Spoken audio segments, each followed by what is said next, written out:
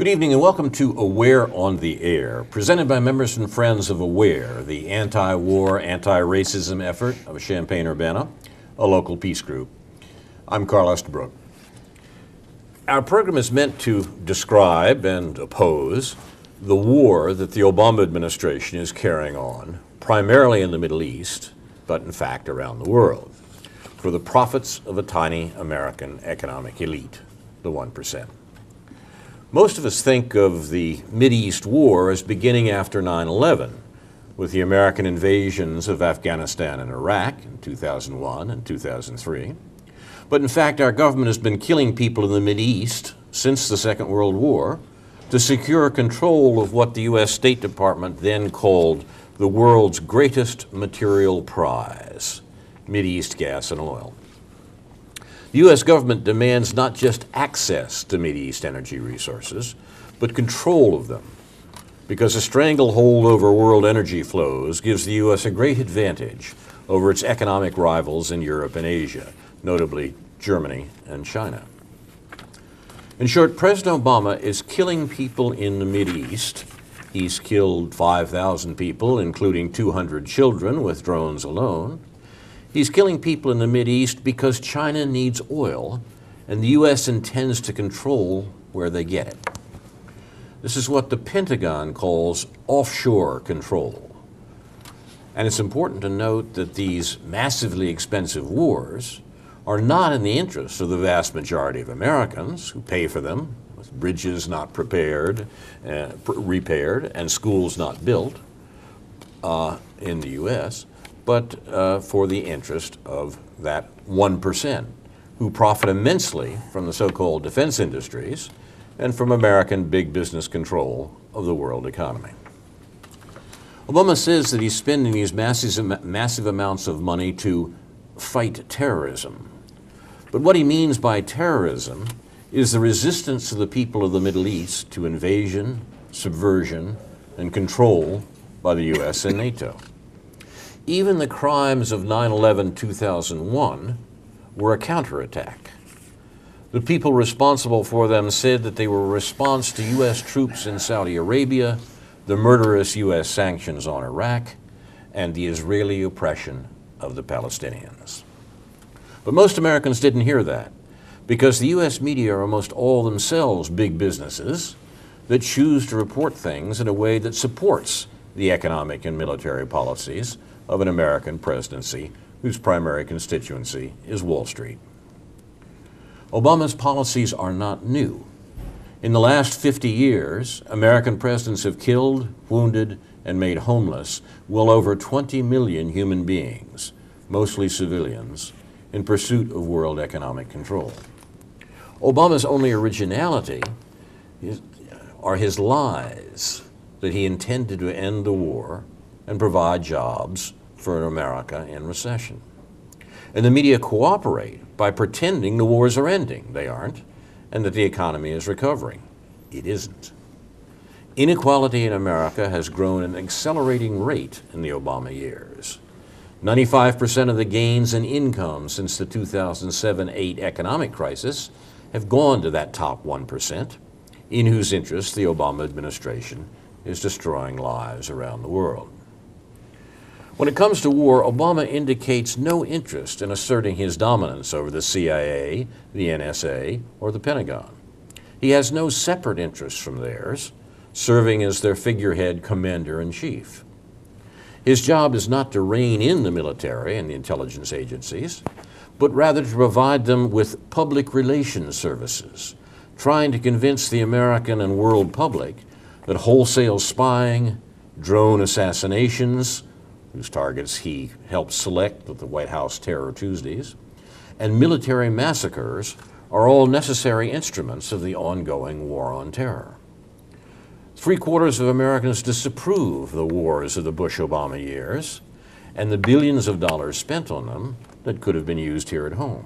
And Americans' anger is growing. Obama's job is to turn aside that anger.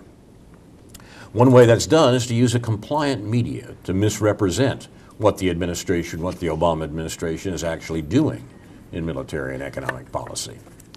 Our task here at Aware on the Air like similar independent programs around the country, is to combat that overwhelming propaganda.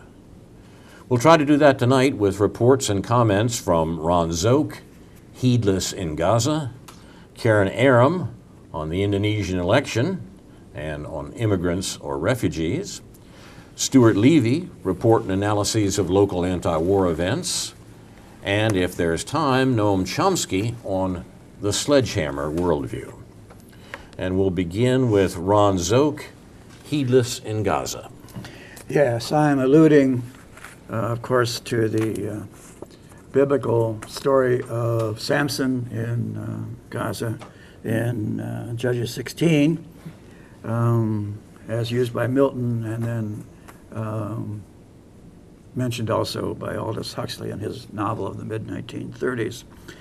You may remember that Samson was blessed by God and told that as long as he had remained, his hair on his head remained uncut, that he would have enormous strength and be a champion of the Jewish people. But we can press that analogy only so far, I think. What ultimately happens to Samson, of course, is that he slays many of the Philistines, according to the Bible, with the jawbone of an ass. And the modern version of that, I guess, is Bibi undertaking to exterminate the Hamas vermin, not with the jawbone of an ass, but with American-supplied fighter bombers and helicopter gunships. I want to mention a recent message from Anna Balzer, an American Jewish woman of conscience, who reports this morning that at least 172 Palestinians have been killed in the Israeli onslaught. About 80% of them are civilians, including 36 children, at least. And think about what the rationale for that is going to be. Secretary Hagel is mindlessly repeating the idiotic line that Israel has a right to defend itself. And it has also been mouthed recently by the president, I believe. But what's the justification for killing all those children? Maybe they would grow up to be terrorists too. I mean, they're potential terrorists, right? Who knows? So what's the criticism then of Obama? In yesterday's Wall Street Journal, there's a somewhat strange piece called An Arc of Instability Unseen Since the 70s. And all of this instability, as it's called, is breaking out in the Middle East, apparently because Obama has not been belligerent and aggressive enough in putting down all of this unrest and asserting only American leadership and not supplying American war machinery and weapons. This article says the president's critics in Washington, as well as some diplomats abroad, believe Mr. Obama's policies have fueled today's conflicts. So it's really all Obama's fault, you see. They cite his decision to pull back from wars in Iraq and Afghanistan, his rejection of a more decisive U.S. and allied role in the Syrian civil war, and what they see is his reluctance to provide greater support to American allies in Asia and Europe as they face down the newly aggressive foreign policies of China, Iran, and President Vladimir Putin's Russia. Quoting, I think our country acting like such a paper tiger to the world on this and many other fronts is doing incredible long-term damage to our nation, said Senator Bob Corker, Republican of Tennessee, at a hearing last week on Ukraine. And I do hope at some point the administration will actually follow through on the things that it continues to tout publicly, meaning apparently more aggressive military action. The renewed instability, again quoting from this article, in Iraq and Afghanistan in recent weeks is rekindling criticism that the White House hasn't pushed hard enough to maintain a U.S. military presence in these countries. Many Middle Eastern leaders also have said Mr. Obama has been too reluctant to use force, which has emboldened terrorist groups and rogue states. They cite the president's failure last year to follow through on a threat to strike Syrian President Bashar al-Assad's regime after it allegedly used chemical weapons on its political opponents. So the appearance of weakness is the real problem, and we should be out there killing, shooting, burning, bombing, strafing, and showing these Middle Eastern terrorists that we are tough and we're going to take them out. And Obama has been weak on this point and not killing enough of those people. So I'll return to the Ukraine situation a little later if there's time. But there are many indications that the main criticism of Obama, according to the Wall Street Journal and some other publications, such as the Investor's Business Daily, is that Obama has not been aggressive and tough enough. Headline, Holder warns on Islamist fighters. Attorney General Eric Holder said he's concerned that if Islamist fighters succeed in Iraq and Syria, they eventually would try to attack the U.S. Al-Qaeda has certainly been diminished, he says, but as we've been saying for some time, other factions of Al-Qaeda have become stronger, and now even groups that once were part of Al-Qaeda and have split from them have become strong. So another warning from the Attorney General. Meanwhile, skimming some more headlines, Israel widens range of targets, bombing targets to civilian institutions with suspected Hamas ties. And one of the Israeli strikes hit a center for the disabled where Palestinians said 2 patients were killed and 4 people seriously hurt in the attack. So the last score that I've heard is Israel has killed 172 plus Palestinians. Gaza or Hamas or the Palestinians have killed 0, injured 0, because all they have with which to strike back are these rather pathetic rockets which have no guidance system. All they can do is point them in the general direction of something. And we're told that so far they've not really harmed any Israelis at all. And we're also told in another headline that Israel's Iron Dome proves very effective.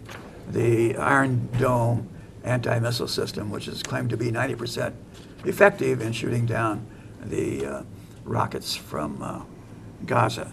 So there's a incredible lack of balance there.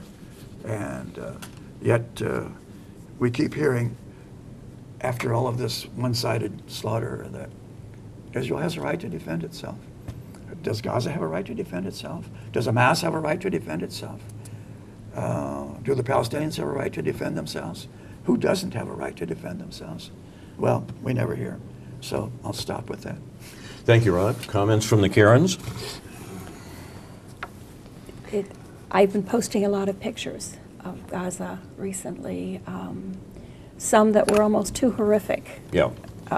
This morning, yesterday morning, that I actually couldn't.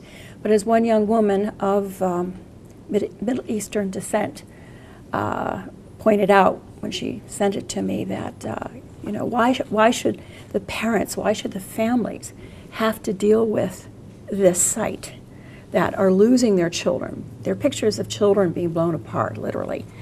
And I told her she's absolutely correct. Why should they, who are not responsible for what's happening to them? So I did go ahead and post it. They don't make it easy. Facebook doesn't make it easy sometimes to post some things and to get everything up. But it's unfortunate, as horrible as it is to look at. The world needs to see what's happening and know that our government is definitely behind it.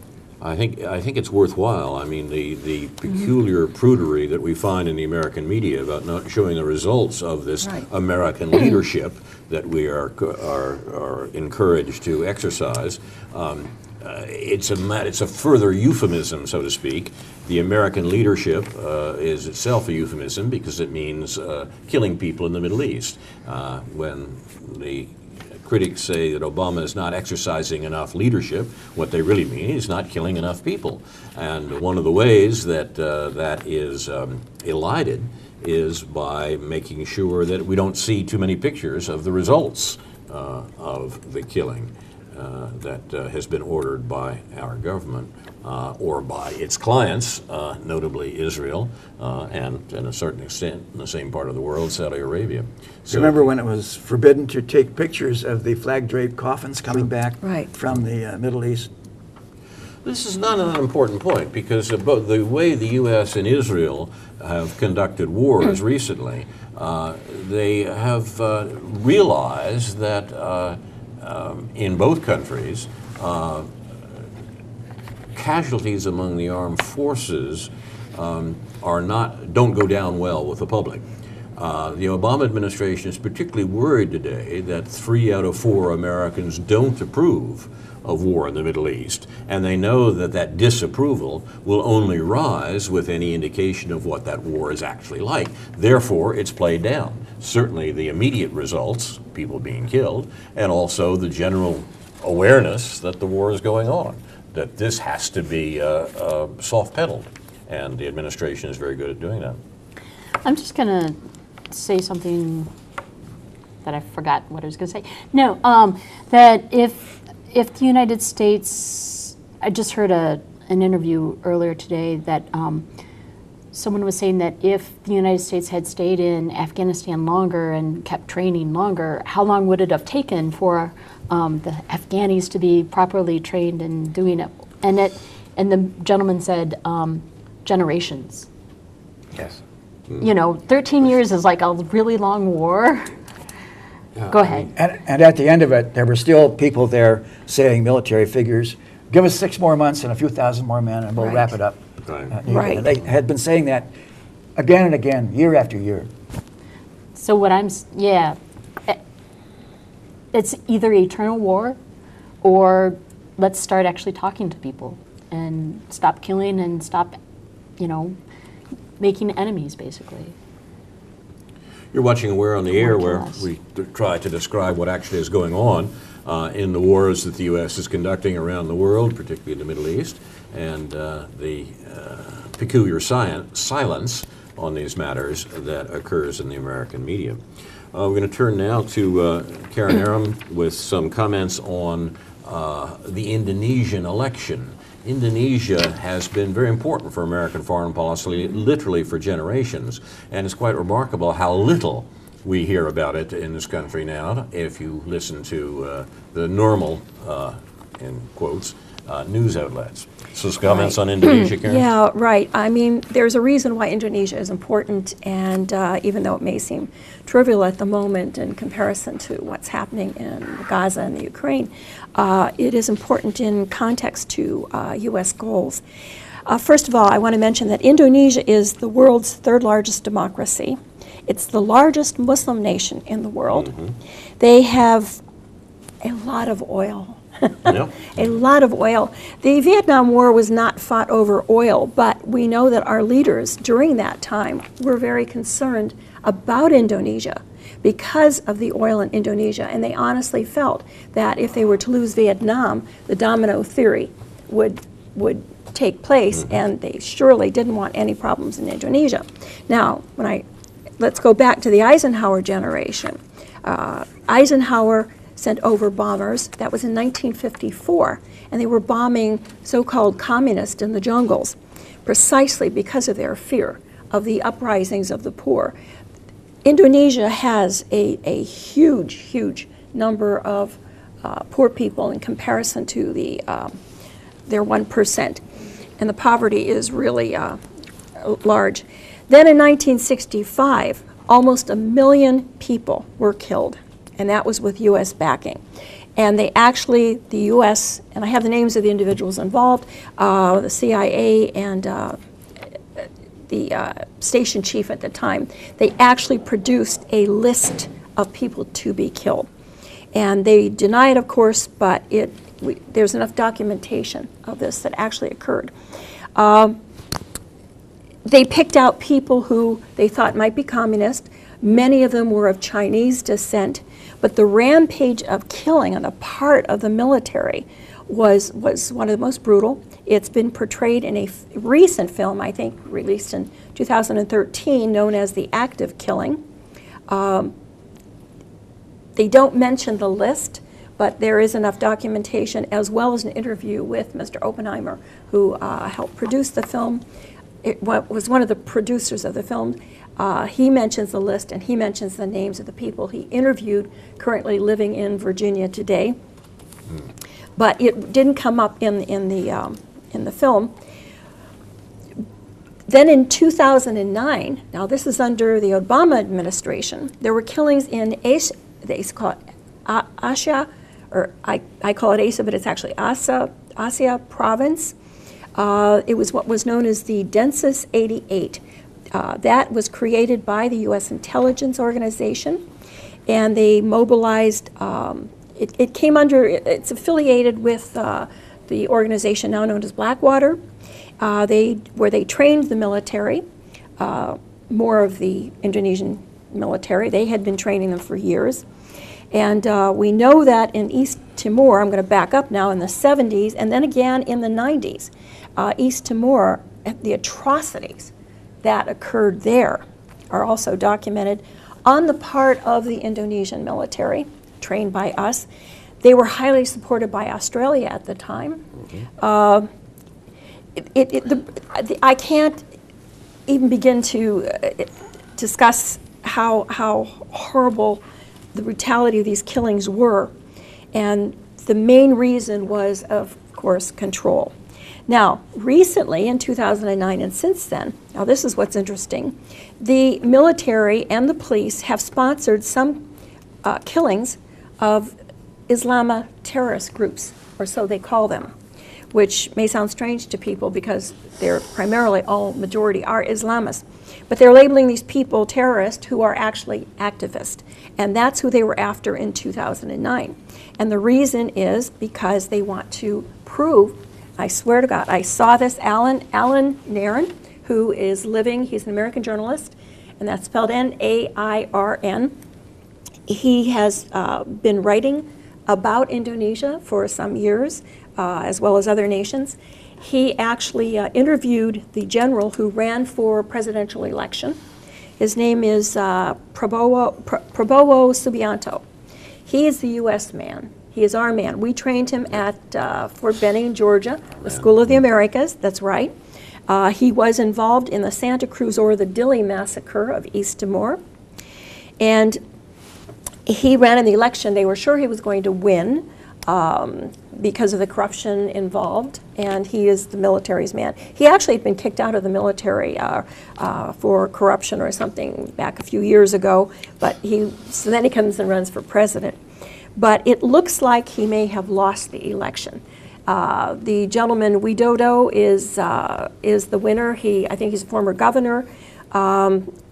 I don't know much about him, but as Mr. Nairn has pointed out, he's pretty sure that Widodo will not massacre people in the streets. That is the one saving grace. So he's definitely a better candidate. Now, they are having a recount, and the results will be due, well, some accounts I've read, July 20th, or now it's July 22nd. So what does this mean? What will happen if our man, U.S. man, Subianto does not take power, and Widodo does? I think we're looking at turmoil, probably, of maybe a similar, I'm speculating, maybe similar turmoil to what we saw when Mr. Morsi was not elected. I'm saying this if and only if the U.S. is not able to control Mr. Widodo. Again, speculation on my part. Yeah, I want to separate facts from speculation. Mm-hmm. What the military wants. By the way, I want to mention the name of their group. They're what we call their special ops, black ops, who are trained by Blackwater. They're known as Kopassus. Okay, what the military wants, and this is typical. They want more military weapons from the U.S. That's why they're actually targeting so-called Islamist terrorists, because that pleases the U.S. or pleases President Obama. Who did grow up, or he spent his youth there, but I don't see how that's relevant in any way, to be quite frank, because then the U.S. will have a good reason or a good excuse to deliver tanks, helicopters, et cetera, et cetera. Now, again, Indonesia is important in the long-term goals of the United States in respect to countering China and to its resources. They are a large palm tree grower, or palm oil, large. They're rich in natural resources, but primarily oil. So I will leave it at that. On background, isn't it important to point out that the Muslims there are not Arabs, and they tend, right. Yeah. No, they're not Arabs, right? Yeah. Like Malaysia, they're not we Arabs. tend to forget that there are a lot of non-Arab Muslims. Right, And right. I would say, in general, my impression is that they're less fanatical, shall we say, than the Arab Middle Eastern brand. But there's an element, of course, within them It's a bit sweet. I don't know that if- is very dependent on the U.S. military for Well, equipment. yeah, and that's- so on. that's what I was- that puts a different cast on things, I believe. Well, I don't think we should I mean, they're not a desert people. They are a different group of people than Arabs, say, in the Middle East, exactly. And you're right, the American people is under the impression that most Muslims are in the Middle East, which is just not true. Malaysians and Indonesians are Muslims, and Indonesia is the largest nation of Muslims. And the largest Muslim population is in Asia. It is not in the Middle East.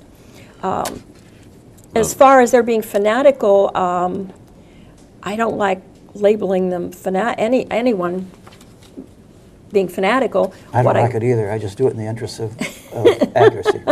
Yeah, I think the way to place it is that, or to put it maybe that their manner of practicing Islam has an Asian component to it, whereas it may not be in the strict, more fundamental sense of following the Quran that we might expect of those coming, say, from the Middle East.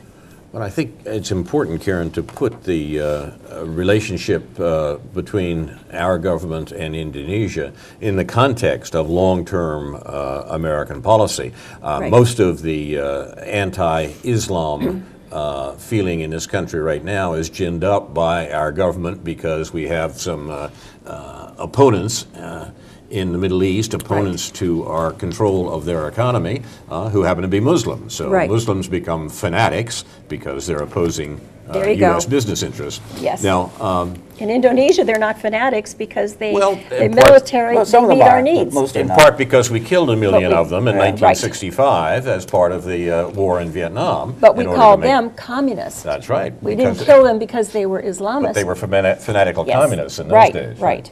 Right. But it's an important distinction or just an important discussion.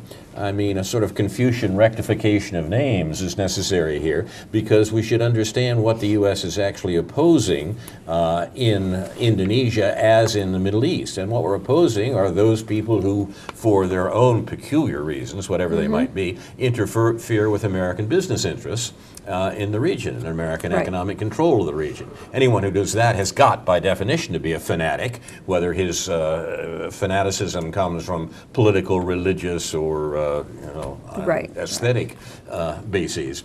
The important thing for us to understand, I think, is the continuity of American policy here. I think you pointed out quite rightly that back to the 1950s, the U.S. was concerned about controlling Indonesia's economy because of its connection with American economic interests throughout Southeast Asia, from Japan, including Japan and Vietnam. And that indeed was the background of the Vietnam War as well. These connections are the things that the American government does not want the American public dwelling on. We want they want us to understand in another way that the U.S. is, quote, exercising leadership, close quote, in order to quote, stop terrorism, close quote. And it's when we break through that mystification and give a description of what actually happened, as you did, that the administration gets worried and realizes that they can't control all the information about what they're doing around the world, although they do a pretty good job for most Americans. I'm going to just say that from other countries' point of view, other than the West, other than the United States and the UK, that most people would consider the Christian countries fanatics and also the capitalist countries fanatics. And I would kind of agree with them as much as I would agree with any of the other naming of fanatics. Well, I consider the Christian fundamentalist movement here, Yeah. quite frankly, to be of greater concern than anything else. Okay, maybe I should retract because of the introducing control. a dyslogistic word.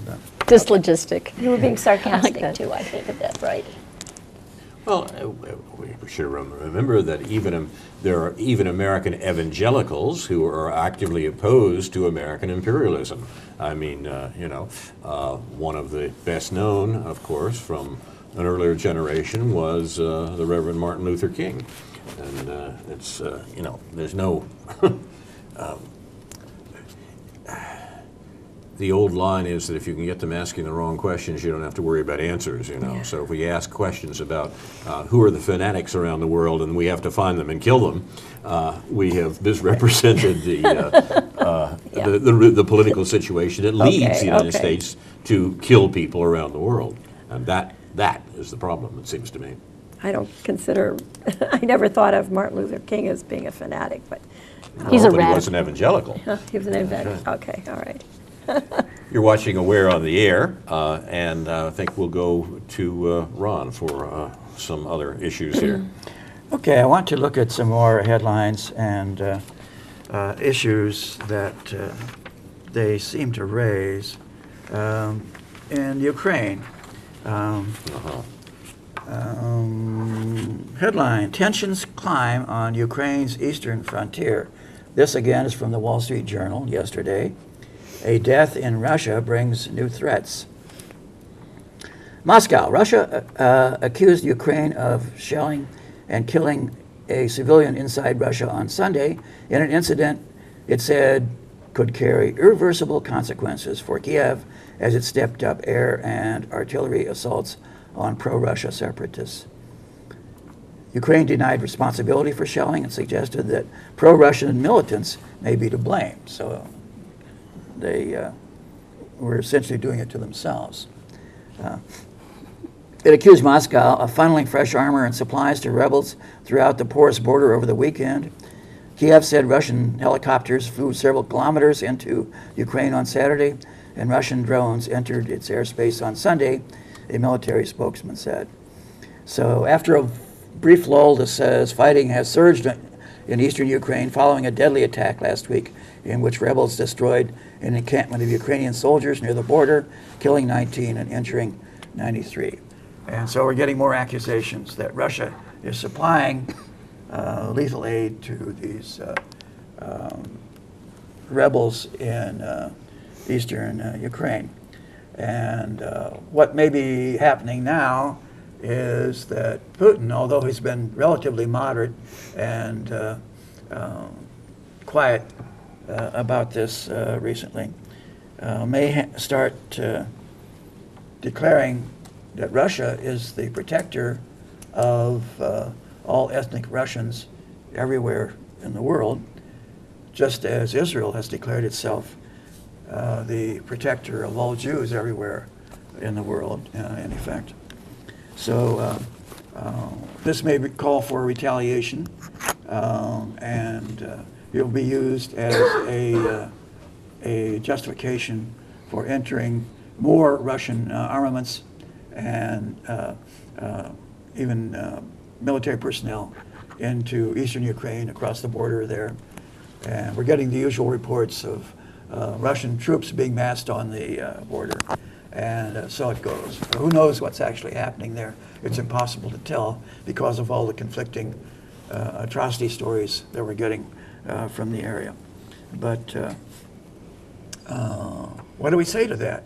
if Russia now starts claiming that we are the protector of ethnic Russians everywhere in the world, no matter where they are, do we object to that? Since we've never objected, as far as I know, to Israel claiming to be the protector of all Jews wherever they are in the world and acting accordingly. So what is your wisdom?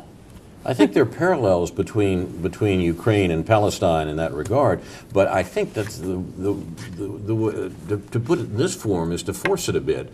I mean, that's basically the American propaganda position that what's going on in Ukraine is Russian meddling of one form and another. And in fact, I don't think we can throw up our hands and say, gee, we can't figure out what's going on there, because we know pretty well what is going on. We do know enough. That the U.S. produced a color revolution, as we say, by suborning some of the worst possible elements in Ukrainian politics, people who were explicitly fascists and neo-Nazis, as well as people who objected to the crony regime of the legitimately elected president of Ukraine. The U.S. has used that, put a great deal of money into it.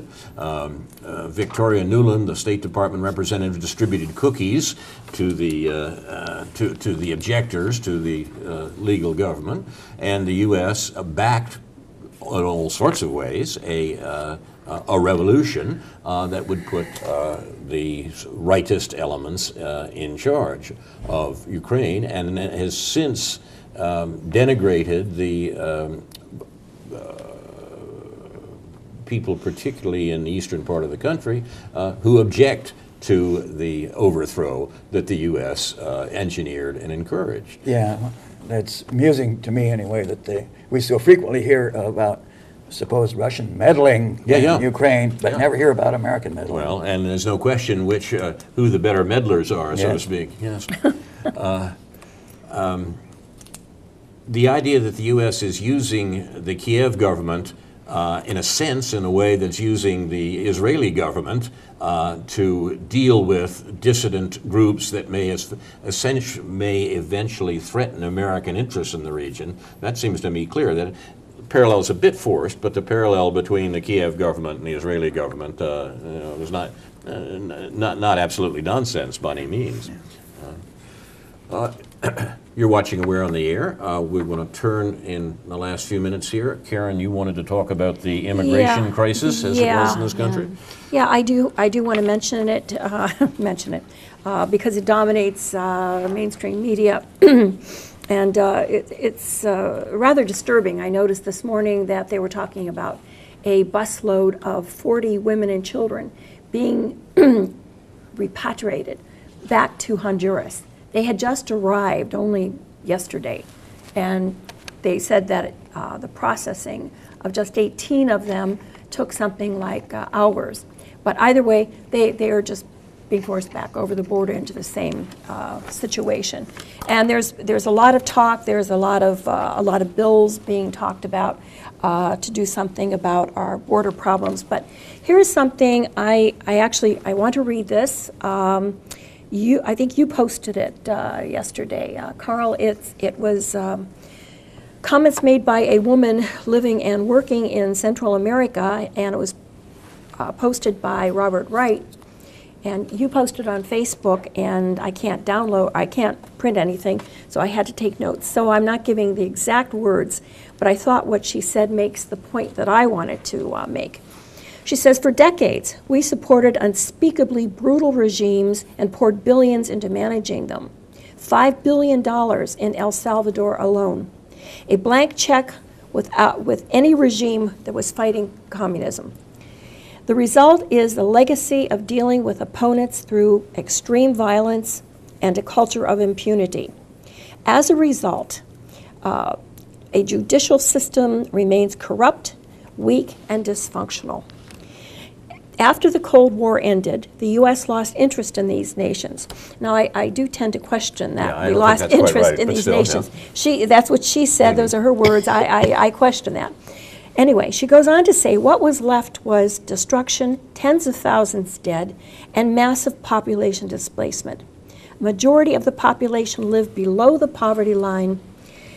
And we're talking about Guatemala, Honduras, and El Salvador, these three specific nations alone, which is where many of these children and people are coming across our borders. Right. More recently, gangs, organized crime, and drug cartels feeding the U.S. market, drug cartels feeding the U.S. market, yes, have become part of this mix.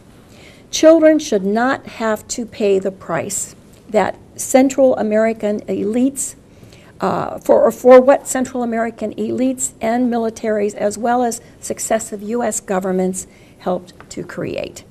And I agree. I mean, these people should not be treated as illegal immigrants. They should be given asylum and treated as refugees.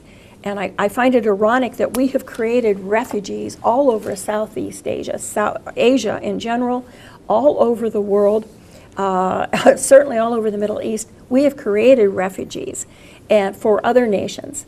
And here we are when we have them entering on our borders, we're pushing them back. We don't want them because, well, we don't have a need for them. It's instructive to note that there is one country in the region in which we're not getting refugees, and that country is Nicaragua. Very good, yes. And the reason right. for that, of course, is that Nicaragua resisted in arms the American attempts to control it. The successful Nicaraguan Revolution, successful to a degree. The U.S. was able to suppress it over time, but much less easily than it was able to do so by massacres in El Salvador and support for coups in Honduras. The success of the Nicaraguan Revolution means that people are not fleeing from Nicaragua in the same way they are from these other countries. Right. And so the connection to American policy should be obvious. What the U.S. has actually done in Central America is not just oppose communism. What the U.S. has done is made sure that it's had a settled situation good for American business in what a former Secretary of State called our little region over here. Our little region over here being Latin America. This goes back to the Monroe Doctrine, eh? And when President Putin is concerned about his little region over there, why, that becomes Russian meddling. When the U.S. is concerned, and indeed is willing to kill thousands and thousands of people to secure our little region over here, why, that's just encouraging worldwide business, eh? So the situation in the Middle East, the situation in Central America, and the horrible situation of the refugees the child refugees on the border is direct policy, is a direct result of American policy. Yeah.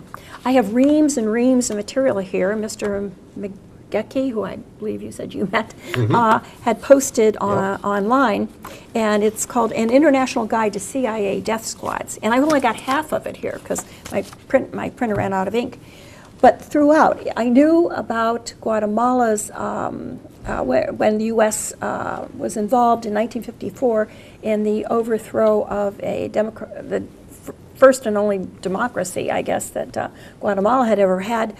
I knew about that. There were a lot of deaths involved. I knew about our invasion of Panama.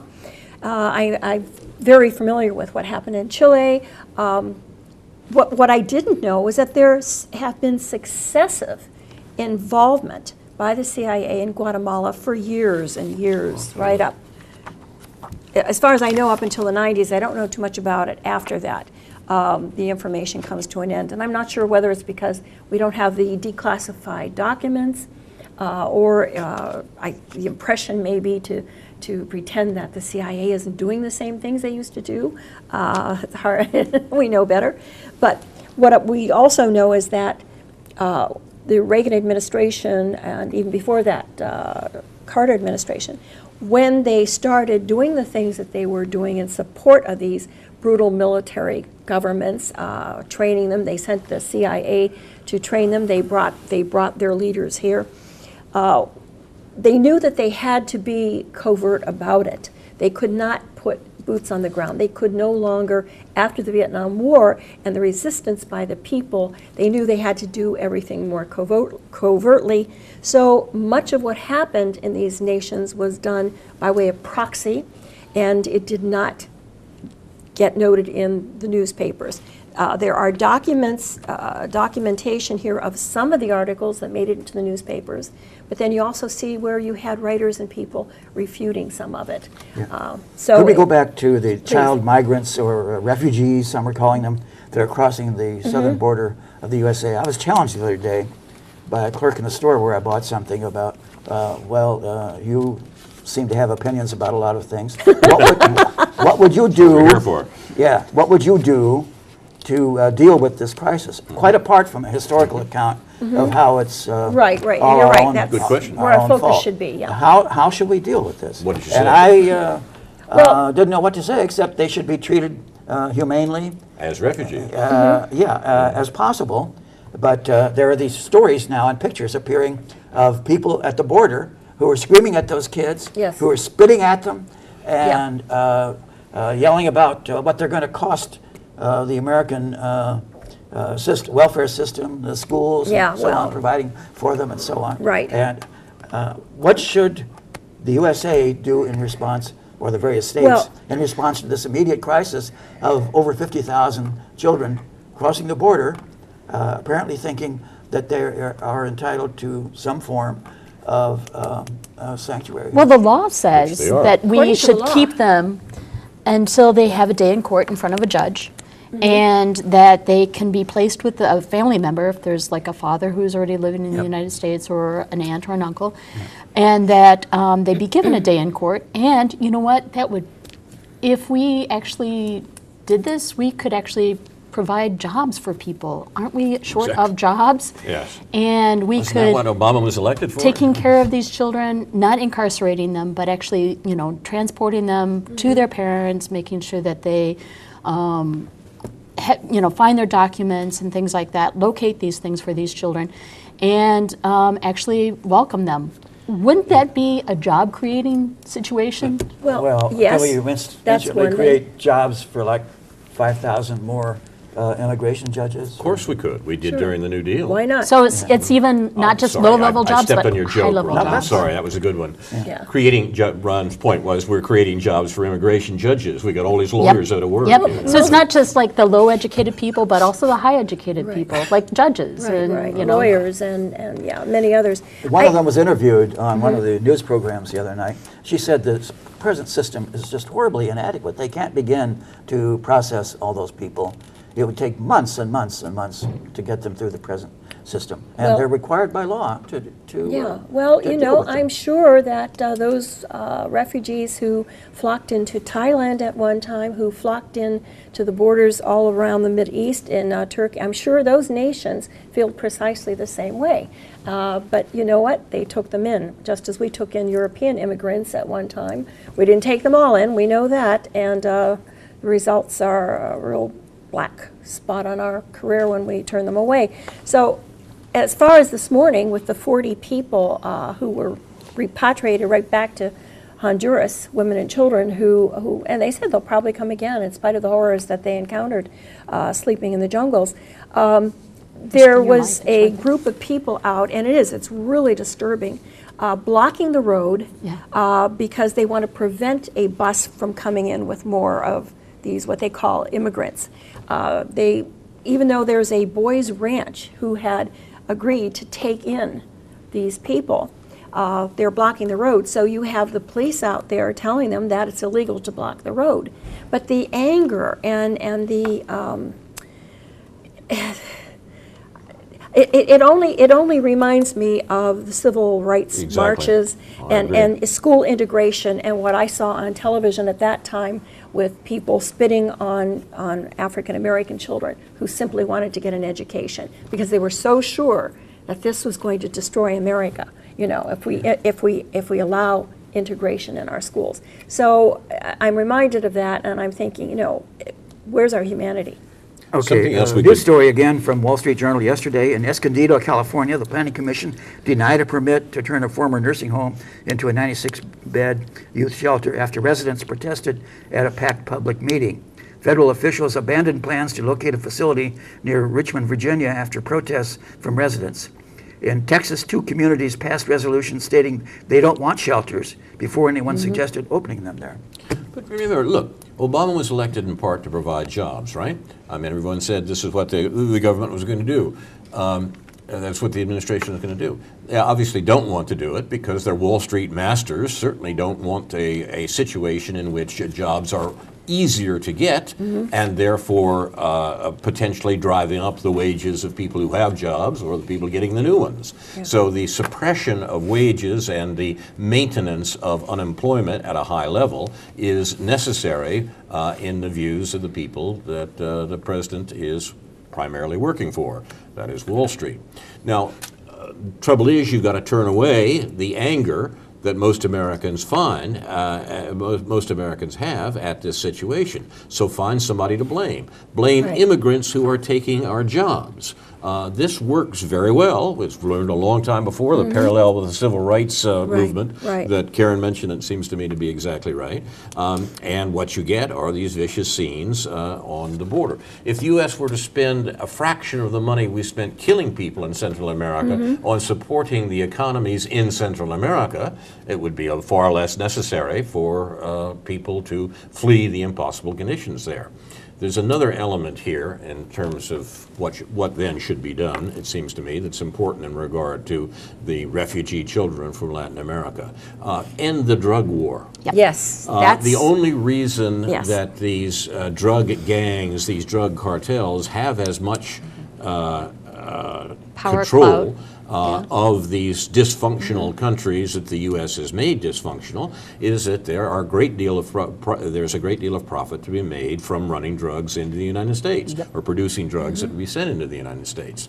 Take the profit out of drugs. The libertarians are right when they say the government should not be telling you what you can put into your body and in what way, and the point has an immediate political effect in that it takes the profits out of illegal drugs and reduces the